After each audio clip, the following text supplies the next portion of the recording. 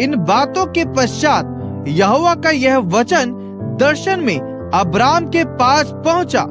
हे Abram, मत डर, तेरी ढाल और तेरा अत्यंत बड़ा प्रतिफल मैं हूँ। अब्राम ने कहा, हे प्रभु यहोवा, मैं तो निर्वंश हूँ और मेरे घर का वारिस यह दमिश्क वासी एलीएजेर होगा, अतः तू मुझे क्या देगा?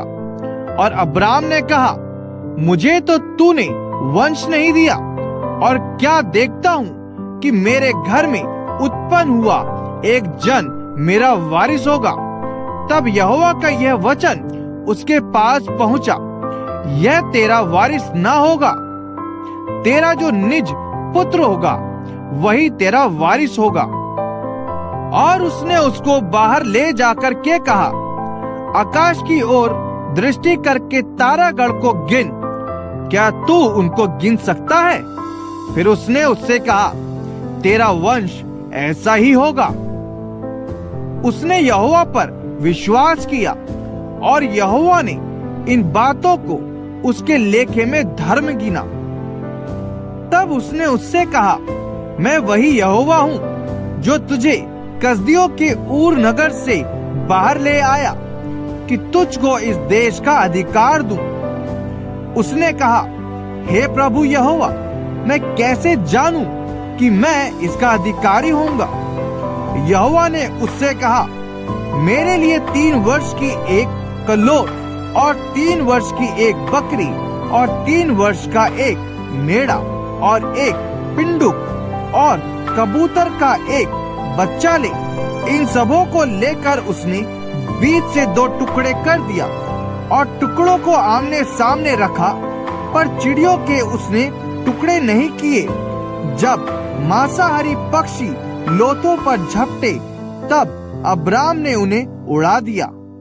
जब सूर्य अस्त होने लगा, तब अब्राम को भारी नींद आई, और देखो, अत्यंत भय और महा अंधकार ने उसे छा लिया।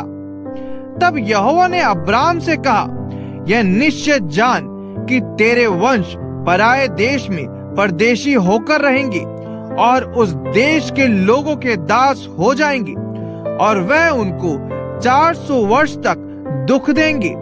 फिर जिस देश के वे दास होंगे उसको मैं दंड दूंगा, और उसके पश्चात वे बड़ा धन वहां से लेकर निकल आएंगे। तू तो अपने पितरों में कुशल के साथ मिल जाएगा।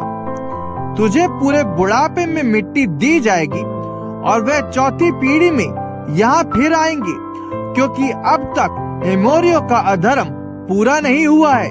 और ऐसा हुआ कि जब सूर्य अस्त हो गया और घोर अंधकार छा गया, तब एक अंगीठी जिसमें से धुआं उठता था और एक जलती हुई मशाल दिखाई दी, जो उन टुकड़ों के बीच में से होकर निकल गई। इसी दिन यहोवा ने अब्राहम के साथ यह वाचा बांधी, मिस्र के महानद से लेकर परात नामक बड़े नद तक जितना देश है, अर्थात केनियों, कनिज्जियों, कदमोनियों, हित्तियों, परिज्जियों, रपाइयों, एमोरियों, कनानियों, गिर्गाशियों और यबूसियों का देश मैंने तेरे वंश को दिया है।